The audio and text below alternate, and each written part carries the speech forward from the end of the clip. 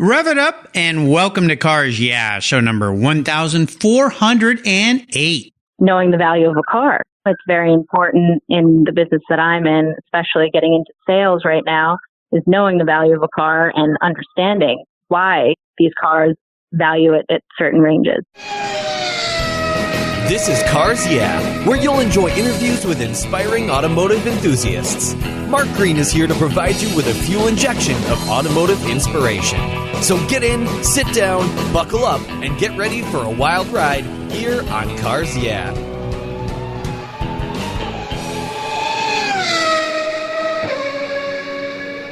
Do you know the best way to protect your vehicle, both the exterior and the interior, is with a car cover? I've been using Covercraft car covers since 1975. That's right, 1975. It's a fast, easy, and inexpensive way to keep your vehicle looking new. Covercraft has been manufacturing premium quality exterior and interior covers for over 50 years with a stellar reputation for durability and design.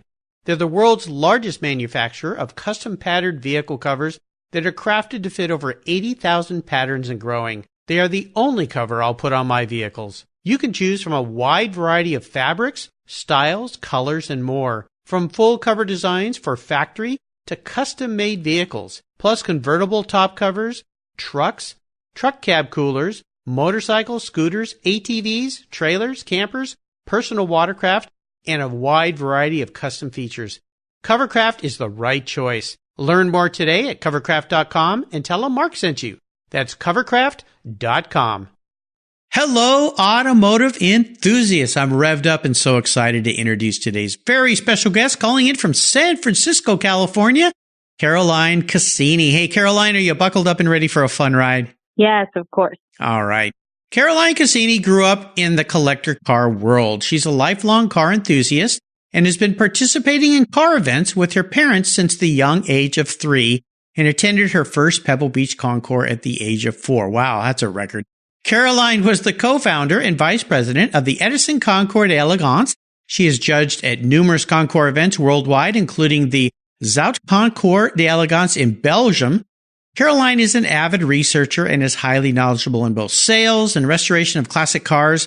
She's the first woman to graduate from the Academy of Art University's Automotive Restoration Program. That's very cool. Caroline currently works for Fantasy Junction. That is a cool place full of neat cars. A prominent classic car dealer right outside of San Francisco. I've been there before. That is a neat place. Caroline, I've told our listeners just a little bit about you. Would you take a brief moment and share a little more about your career and a very obvious lifelong passion for automobiles? Of course. So, yeah, I was truly born into the classic car world, and I had the best mentor, my father. He really made me understand that the classic car hobby is more than just a hobby. The people involved are actively preserving the essence of the automobile for future generations. And he influenced my love and growth and passion for the collector car. And I really have a lot to aspire to because, my father has had some of the most incredible cars. And it was a journey. It's funny, when I was growing up, from the age of 3, I started going to concourse, and I wasn't a huge fan because we were going to Michigan and in the middle of the summer when my friends were going to Epcot, and I was a little bit confused. And then everything kind of changed. There's one pivotal moment. I don't know if most people have this, but I did have a pivotal moment when I was 8, and we visited RM Auto Restoration Shop in Canada. So it was actually the first time I was there, and my dad gets all of his cars restored with RM. And, most people know them for RM Sotheby's, the auction company, but they have an incredible restoration shop there as well. We went up there. My dad was getting the first car he got restored there, a 1933 Auburn Boattail Speedster. An amazing car. And I remember sitting and picking out colors for the exterior and the interior, and it was a fun experience. And then Rob Myers was there, and Rob Myers, says, "Oh, hey, kiddo, do you want to go for a ride?" And he brings me outside, and then there was a 1938 Bugatti Aerovis outside. Wow. So he was, this was many years ago, so he was, up and running. And he's, my nickname for him back then was the Wild Man. And anyone that knows Rob Myers can kind of understand that. And I remember he jumped in, didn't even open the door. He jumped into the driver's seat and said, "Get in." And I remember, getting in, and my dad got in next to me. So I was in the middle, and he took off, and we went down some of these Canadian back roads. And I remember my eyes lit up, and just the smell of the exhaust and just that feeling. And that was it. And I was hooked. And that was a true turning point. And I became just enthralled with these incredible pieces of rolling artwork. Yeah, what a childhood, what a life. Well, we're going to learn a lot more about you, and we're going to have a little bit of fun today, but we're going to start with a success quote or a mantra. I love to ask my guests some kind of inspirational thought or saying that you kind of form your life and your opinion on life. It's a nice way to get the inspirational tires turning here on Cars Yeah. So, Caroline, grab the wheel. So that has to be know your value. And I think this saying has come into my life in two different ways. I think it's knowing your value in this business is knowing what you can bring to the table, knowing how you can stand out. And I think it's also very important, know your value. It can also coincide with knowing the value of a car. It's very important in the business that I'm in, especially getting into sales right now, is knowing the value of a car and understanding why these cars value it at certain ranges. Very cool. Where did you first hear that phrase or pick up on that phrase? So that is actually, there's a women's organization that I went to a conference, and that's their mantra, is know your value. So that's kind of where it came from. And being a woman in a very male-dominated world, it's about knowing your value, knowing what you can do, and never feel like you're less than a man. So that's where it came from. My mom says it all the time, and she's just always loved that saying, and I really appreciate where that saying kind of comes from. I love this, and my regular listeners have heard this before. My wife, Jill, she was an engineer for many years before she retired early to stay home and raise the kids. And back in the day when she was an engineer, she was the only engineer in her office. It was all men. And it was a little bit of a challenge at times because people would question her and kind of poke fun at her and certain things. But her boss always said, and it's similar to what you said, is, you can outsmart them. You're a really smart person. So you can beat them with your knowledge. And that's what she did. Yeah. And know your value, know where you stand and stand up for yourself. And she did a great job, had a great career. And even to this day, she's way smarter than me. I think my mom told me to marry someone smarter so they could keep me sharp. And I think that has worked quite well, although it might have been a little trick. But she's definitely smarter than I am, but she does keep me on my toes, and I appreciate that. Keeps me challenged all the time. Now, you kind of answered this next question a little early, but maybe you want to elaborate on it. I always ask my guests if they can pinpoint a pivotal moment in their life when they knew they were a car enthusiast. You talked about jumping in that car with your dad and at RM and going for a ride. Was that the pivotal moment that you knew, or was there another one in your life when I think I'm going to have a whole career around these cars? That has to be definitely the pivotal turning point in my life of really finding my passion in this hobby and in this business. There were other times that's really the main pivotal moment, I have to say, because other than that, that's kind of where my life has led. I've kept on it, and that was the true turning point. So yeah, I answered that a little bit early. That's okay. No, it was a great one. It was a great one. I love it. That's fantastic. Not too many young women get to jump in a car like that and go for a ride and have it indelibly marked into your brain thinking, I think I like this. I think this is what I want to do. Well, we touched a little bit on challenges a few minutes ago, being a woman in a man's world. And I've had hundreds of women on the show here, and many of them have talked about challenges they face in the automotive world, specifically in racing too. That's been another one. But I would love for you to touch on a big challenge or even a big failure that you faced.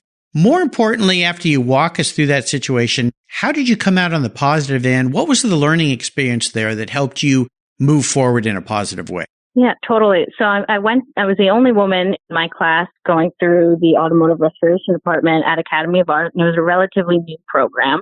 And they did have incredible teachers and teachers that have been in the industry for decades. So I was very, very lucky to participate in that. And, I was in a small class, but it was all men. And there were challenges when it came to them. They didn't think that I wanted to get dirty, for instance. And it started to be a little bit frustrating. And I just started to draw comparisons and I started to get frustrated. And then, school wasn't as much fun for me, in kind of the mid part. And I was, just getting frustrated every evening coming home. And, why, just because I'm a woman, this shouldn't mean that I should be treated any differently.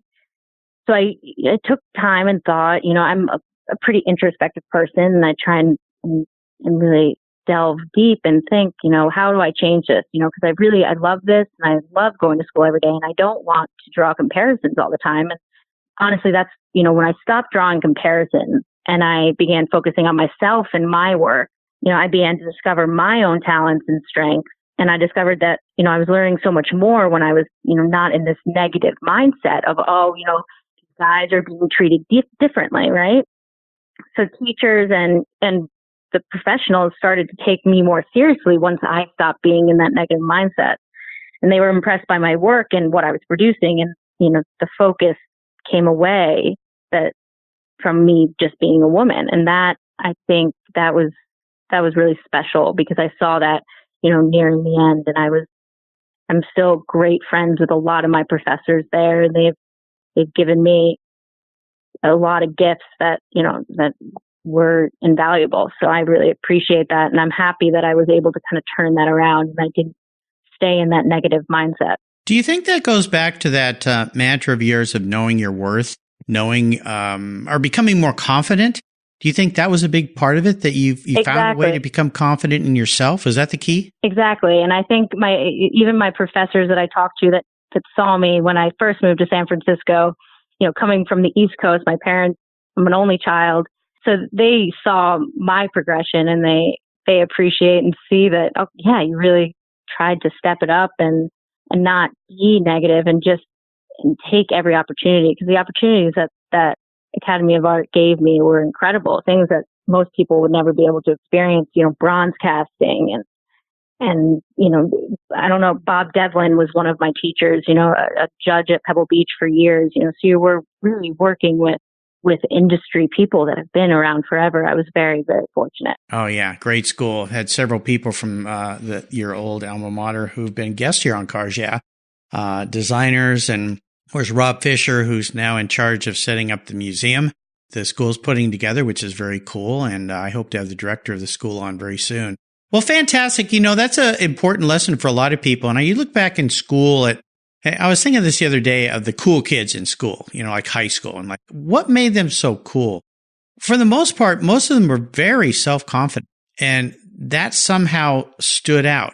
And you think about that time, and now you were in college, you're a little older, a little more confident, but you think about the young people or even old people that aren't conscious of their confidence, and they come across sometimes as weak and kind of inferior and so forth, and that instills back on them and their own self-worth, and it's just a spiral that goes down. So if you could share with maybe some young person out there that might be feeling this way, what's one or two things you did to instill that self-confidence in you so that you could move forward in a positive way out of that situation? It's important to be self-confident, especially if you do have some kind of negative aspect that you focus on. I think it's about being very positive. You have to stay positive and also do your research, whatever kind of field you're in, know what you're talking about.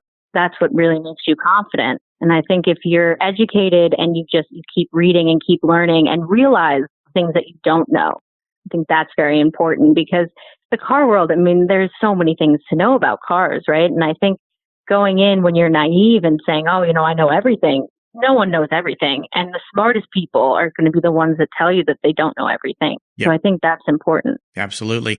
Let's have a little bit of fun and talk about your first really special vehicle, that first car that came into your life that had great beating, and maybe share a memory you have about that ride. So I would say personally owning a very special car, I have not had the benefit of doing that yet, but I would have to say my dad had a 1934 Packard convertible Victoria. And that is a truly special car. My dad won Best of Show with that at Pebble Beach. And I remember my dad and I, we were very, very close, and we are very close. And we would, talk for hours about this restoration. And we really went through that restoration together. And I was very lucky to have a father that really wanted me to pursue my passion, and he wanted to involve me. So that the 1934 Packard convertible Victoria, I would have to say, is one of my favorite cars that my father has owned, because going over that ramp at Pebble Beach and winning Best of Show with my father, it's an experience that I'll never forget. And it's a painstaking experience, and especially going to school after that, going to automotive restoration school, I appreciate what the men and women do at these restoration shops. I mean, they're true artists. People think, oh, you're a mechanic. They're true artists. Yes. And I know that car, your father's car. I've seen that car, saw that car the year that he won. It's magnificent. So must have been a very, very proud moment for your whole family. That's fantastic. Yeah, very cool. That was a fun day. Great day. Yeah, no doubt. Is there a car you've owned and let go that you wish you had back? Or have you not had to experience that yet? Well, I would have to say there's a huge seller's remorse because, like my story earlier about the 38 Bugatti Aerovis, my dad actually purchased that car on that day after we drove in it. And he had it for many years, and he sold it. And I was heartbroken when he sold it. And I know where the car is now. I know who owns it. And one day I would like to get it back. That has been my dream for many years. So hopefully it'll be back in the family someday. Yeah, I had a special car that I bought when my son was 8, and we picked it up down in Los Angeles and spent 5 days driving it back up the coast to Gig Harbor, and had it for several years. And then I decided to sell it and came home one night and said, well, I sold it. And my son was freaking out. It's like, that was my car. You can't sell that car. Yeah. I'm like, well, sorry, I know. Going to go to pay for some college education. So that's the way it goes. Yeah, exactly. But oh, well, at least you know where the car is and you can get it back. Well, I would love for you to share more about where you're working now. Fantasy Junction, I've known about Fantasy Junction for a long time. I think I was down there probably 15 or 16 years ago looking at some vintage race cars there. I haven't been back, but I've seen the ads. I know about the company. You guys sell some of the coolest, finest old vintage cars on the planet. Tell us a little bit about what you're doing there and what has you excited and fired up about Fantasy Junction. Fantasy Junction has been such a great company to me, coming right out of school and working there. And if anyone knows Bruce and Spencer, they're some of the best people in this industry, and they're just honest, trustworthy people, totally transparent. So I feel really blessed to be in that environment.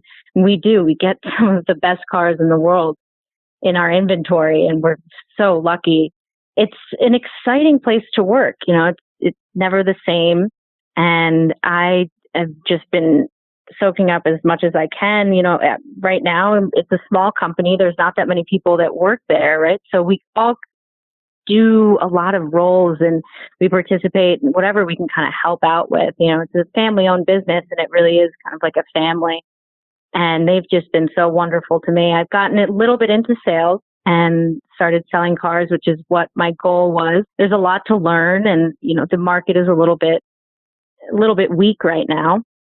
But even though the market's weak, they're still selling cars quite rapidly.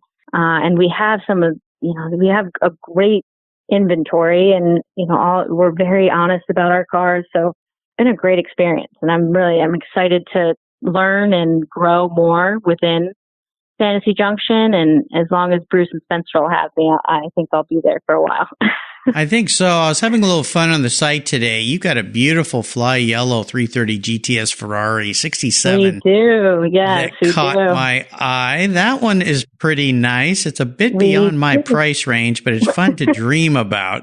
It's certainly beautiful. Yeah, I see in your site, there's everything from a little Fiat Topolino. Yeah, which is a very humble little car, all the way up to that Ferrari I mentioned that has a bit of a price tag on it, a little over $2 million.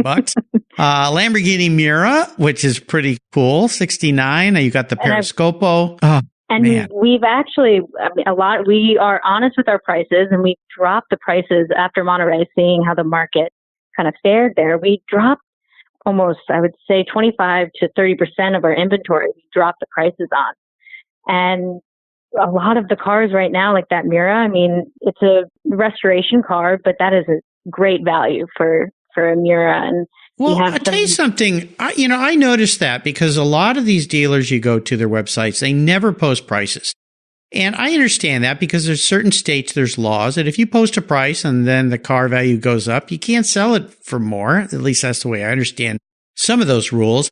But you have prices posted right there. And I think that's indicative of your honesty, I guess it would be, or showing, okay, this is the market value we feel where it is today. I had a guest on just earlier today, and I'll be asking you this question about cars that he won. He wanted a Lotus Cortina. Well, you've got one. I see in 1966. I think that's the car I should get Sergey. He was all in love. He had one of those when he was younger. So, and the price isn't too bad. So it's a lot less expensive than that Ferrari. So you guys have a wide range of cars, wide range of price. Oh, there's a Porsche Speedster. I want a Speedster. Okay. I think we need to talk a little bit here. Yeah, there's a lot of cool stuff here. I encourage people to go to fantasyjunction.com. Be prepared. Pour yourself a drink because you're going to be there a while looking at these cool cars. Well, Caroline, up next is the last lap. Before we put the pedal to the metal, let's say thank you to today's Cars Yeah sponsors. When you want proven performance, there's one brand that's been around since 1938. That's Edelbrock, building the finest American-made performance products for the street and track. Edelbrock's products are designed and dyno-proven to deliver maximum results. Edelbrock has thousands of made-in-the-USA performance products for all makes and models. From their new AVS2 carburetor and innovative ProFlow 4 EFI for your muscle car or truck, to superchargers for your daily driver and more, visit Edelbrock.com to check out the latest products for your ride. And when you're ready to check out, enter Cars Yeah in the coupon code and get 10% off your order. That's Edelbrock, automotive performance since 1938. You take care of your cars, but who takes care of your investments? Tune-ups aren't just for engines. Updating your financial plan is important too. Your GPS may take you from A to B, but it won't help you on the road to financial freedom. For that, you need a good co-pilot and a very trusted advisor. Chris Kimball, CFP, is just the man for the job. He'll guide you down that road without driving you crazy. For over 25 years, Chris has helped people just like you and me with their financial planning and investments. With a master's degree in financial services, he is eminently qualified, and he's a car guy too. Learn more at chrisvkimball.com or call 866-ON-A-PLAN. Securities through Money Concepts Capital Corp., member FINRA SIPC. CK Financial Services is not affiliated with Money Concepts Capital Corp. Are you looking for a way to get your products or services into the ears of thousands of automotive enthusiasts around the globe? I can help. This is Mark Green here at Cars Yeah, and I'd be honored to be an influencer and ambassador for your brand in a unique and personal way. 5 days a week, thousands of subscribers and listeners enjoy the Cars Yeah podcast and website. Contact me today and I'll show you how at mark@carsyeah.com or connect with me through the Cars Yeah website at carsyeah.com. All right, Caroline, we are back. And now that I'm done kind of perusing through all the beautiful cars I'd love to buy from you, I want to ask you a bit of an introspective question. If you woke up tomorrow and you were a vehicle parked at Fantasy Junction, what kind of car would Caroline be and why? I would have to say I would be a Bugatti Type 57. And I don't want to say a specific Bugatti Type 57. There are many. And I think it's because there's so many different variations of a Type 57. And not one person is the same that they are every day, right? You do change and you do evolve. So hopefully one day, when I'm at the top of my career, I can be an Atlantique, I would say. So I'm not there yet, but hopefully maybe one day I'll get there. Well, the Type 57 is a pretty unique Bugatti, I think in many ways, because it has a sense of elegance. So I could see that with you. Very stylish. Convertible, right? I would say, the pivotal car for me is Atlantique, and that's a coupe. So. Oh, okay. Well, now we've moved into a different range.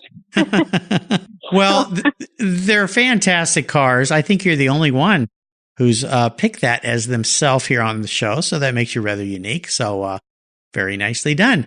Well, we are entering the last lap. I'm going to fire off a series of questions and ask you to give our listeners some quick blips of that Atlantic throttle. So here we go. What's the best automotive advice you've ever received? Do your research and be patient. I think it takes time to learn everything about a car, but it's important. And one minor detail could drastically change a car's value. Just be patient and always do your research. You know, that's so true. The other thing I've always said when you're looking for a car, bring along a very knowledgeable person to talk you out of the red mist that you get in when you walk up to a car that you think you want to buy. Exactly. Somebody, a voice of reason. Would you share one of your personal habits you believe has contributed to your many successes over the years? I think consistency has definitely been my main attribute that has helped me through my passion. Be consistent and learn as much as you can and always keep learning. How about a resource? Is there a resource you'd like to share with our listeners? I would have to say Bring a Trailer right now is a great resource. See where the market is. And Fantasy Junction, actually, we use Bring a Trailer quite a lot now. And they've been great. And it also helps us because we can put cars on there and our customers can kind of see where they go. And Bring a Trailer has a very wide range of customers and as a huge, marketing database there. So that's really our main resource right now. And they've been wonderful. Yeah, I had Randy Nonnenberg, one of the co-founders, Bring a Trailer on the show years ago. And it was before they started the auction. In fact, he was just about to launch it. And I remember him saying, man, I hope this works. Well, it's been a huge success, obviously. It works. Yeah. It's pretty cool. And I love reading through the questions. Some of the comments are a little silly and you kind of shake your head and go, come on, dude. Of course, yeah. But I think it's fun. It's certainly a time bender because when he sends that out every day, I'm like, oh, now I got to go look at what I want. Didn't even know I wanted to buy, but it certainly is fun. Yeah, it certainly is fun. I've had many friends that have bought and sold cars there. They've had very good experiences. So I actually hope to have Randy back on the show here real soon. If I could wave my magic wand and arrange for you to have a drink or a meal with anyone in the automotive industry, living or deceased, who would it be? John Bugatti, I would have to say. Jean Bugatti. Okay, we're back to Bugattis. I see a little bit of a like for Bugattis here from you, Caroline. A little bit. That's definitely what strikes my passion, and it hasn't changed. Yeah, absolutely. Have you been to the museum in France, the Bugatti Museum? I never have. Oh, no. We got to get you over there. I know. Oh, I just did a show not too long ago with David Granger. And, of course, he restores beautiful cars up in Canada there. And he was just the day after we did the interview, he was leaving and he was going to go to the Schlump Museum and meet with them and get to tour that. And, of course, he did a very interesting build of a car that apparently is missing or they don't think it exists anymore. I don't know if you've seen that green car that he restored. You know the car I'm talking about? Are you talking the Royale? Yeah. No. Yeah. Pretty crazy car. Pretty cool. I'll send you some pictures. Yeah, of this. There's the picture of John Bugatti in front of it. That famous. Oh, car. not the. I'm sorry. I'm wrong. Not the Royale. It's more of an Atlantique style body. I saw it when I was down at Pebble Beach. I'll send you some pictures of this car. It's quite fascinating. And the story. In fact, if you go to Jay Leno's garage, he talks to Jay Leno and they go for a ride in that car. It's quite fascinating. Yeah, it's a car that apparently was missing and they don't know if it even exists anymore. So he decided to take on building it. And the whole story is incredible. Yeah. I'll send you a link to that. I think you'll have some fun with it. Now, how about a book? Is there a book you'd like to share with our listeners? I've got Speed, Style, and Beauty. And it's a book that's featuring all the cars from the Ralph Lauren collection. And if anyone knows about the Ralph Lauren collection, basically the epitome of the best automobiles in the world. Ralph's got all the cool stuff. What's with that? That's just not fair. I know, right? I know. Yeah. Very true. Yeah, he's got some incredible cars. I'm familiar with that book. It's a fantastic book. I wish I could have gone and seen the display of his cars when they were on display in New York at the museum there. But oh my gosh, Yeah, he's got the best of the best of the best. Dang. He does. I'm figuring it's some of those little Polo Pony shirts I bought all my life that helped pay for some of those. So I think so. Yeah, maybe so. Well, I'll remind our listeners you can find links to this book and everything that Caroline has shared today on her Cars Yeah show notes page. Just go to carsyeah.com, type in Caroline Cassini, and that page will pop right up. All right, Caroline, we are up to the checkered flag, and today I'm going to do something very special. I'm going to buy you a collector car. Any collector car on the planet. Even if Ralph owns it, I'm going to pry it out of his hands and park it in your garage. But there are some rules to this game that might make it a bit of a challenge. One is, it's the only collector car you can own. Number 2, you have to drive it. No garage queens allowed around here. And number 3, you can't sell it to buy a bunch of other toys with. So that little financial trick is off the table. What can I buy you? I would have to say Ralph Lauren's Bugatti Atlantique. I would be very happy having that be the only car in my garage. Yeah, no kidding. Yeah, I think so. You picked like the best of the best of the best, probably one of the most expensive, if not the most expensive car on the planet, if he would ever even let it go. So, I don't think wow. So, yeah. Yeah, probably not. Not in his lifetime. We'll see maybe way down the road when he's passed and see if his kids have any interest in keeping that. Maybe they might let it go, but that is one special car. I got to see that car on the lawn years ago at Pebble, and it's just mouth-watering. So wonderful. Yeah, what is it about the car? I mean, you're around so many cool cars. You see a lot of neat things, and growing up in a family around great cars.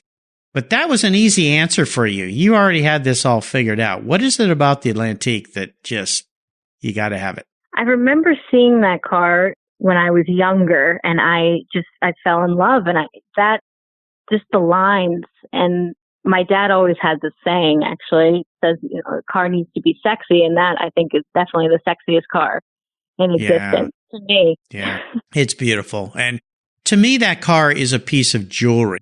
It's not masculine at all in my mind, although it has a presence of some power in a way, but it's like a beautiful piece of jewelry. It really is. And these are rolling pieces of art. Yes, absolutely. Okay, you haven't made it easy for me tonight, Caroline, so I'm going to have to get to work, pull up Ralphie's phone number, and start talking to him. So you may have to don't hold your breath. This may take a while, okay? I won't. There's another little problem of the money, so I'll see what I can do for you. Nice choice, though. Nice choice. And honestly, I don't think anybody has picked that car, and that's pretty amazing out of 1,408 people. So you definitely are a unique lady. Yeah, very cool. Well, you've taken me on a fun ride today. I knew this would be fun. I want to thank you for sharing your journey. I want to shout out to John Nikas, who introduced us. We were in Pebble Beach, I believe, when we met. You guys were having lunch, and I came over and introduced you to me. And I said, he said, you got to have this lady on your show. And here we are. So shout out to John. He's introduced me to a lot of very cool people. Before you drive off into the sunset in Ralph Lauren's Bugatti, could you give us a little parting piece of wisdom or guidance? I think to enjoy these wonderful pieces of art and really go out and get to know the wonderful people that this hobby brings together. They have incredible stories, and there's just so much to learn. And it's an incredible, incredible hobby to be a part of. Absolutely. And what's the best way for our listeners to follow along with you and learn more about Fantasy Junction? Well, you can follow us at fantasyjunction.com. You can also email me at Caroline, Caroline, at fantasyjunction.com. And we have Instagram, which is Fantasy Junction. That's it. Oh, there's plenty of places to find it. And like I said, pour yourself a nice tall drink, because when you go to the website there, you're going to see a lot of very cool things you're going to want to have. Reach out to Caroline if you're in the market for a car, and she can help you. Absolutely. Caroline, thanks for being so generous today with your time, your expertise, and for sharing your experiences with me. Until you and I talk again, I'll see you down the road. Thank you so much, Mark, for having me. I really appreciate it. This has been very, very fun. Absolutely. It's been great. Thank you. Hey, Mark Green here from Cars Yeah. Did you know you can now see me on the Cars Yeah TV show. It's a weekly visit to some of my past Cars Yeah podcast guests, and I take you along for the ride. You go behind the garage door and into their lives, their businesses, and you get to see what makes them successful. With tens of millions of viewers, Cars Yeah TV is making its mark. Cars Yeah TV is available on MAV TV and Lucas Oil Racing TV. You'll find MAV TV on Direct TV, Fubo TV, Fios by Verizon, or you can stream it through Lucas Oil Racing Television online. And they said I only had a face for podcasting. Thank you so much for joining us on today's ride here at Cars Yeah. Drive on over to carsyeah.com to find show notes and inspiring automotive fun. Download your free copy of Filler Up, a fun book filled with gorgeous photographs of fuel filler fun, including quotes from more inspiring automotive enthusiasts. Download your copy today, and we'll see you next time on Cars Yeah.